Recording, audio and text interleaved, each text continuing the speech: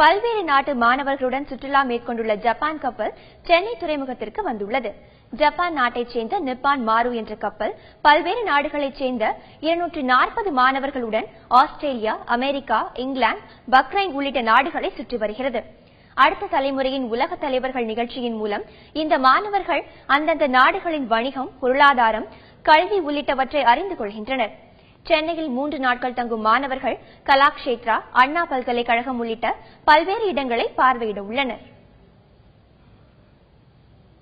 This is the SWI is the only program which gives us this opportunity to learn so many cultures at a one platform, and it's a very good experience. Yes, we have explained our culture to them. We had performed the Indian. We have shown them the Indian dance, and they are loving this, and they are learning from us.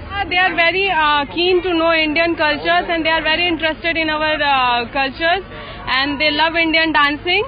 And they love Indian culture.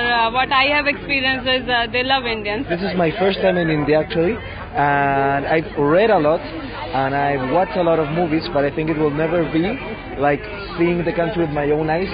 And I think that this program is an excellent experience, because without this program I would have never maybe have the opportunity to be in India and see such wonderful people and such a wonderful country.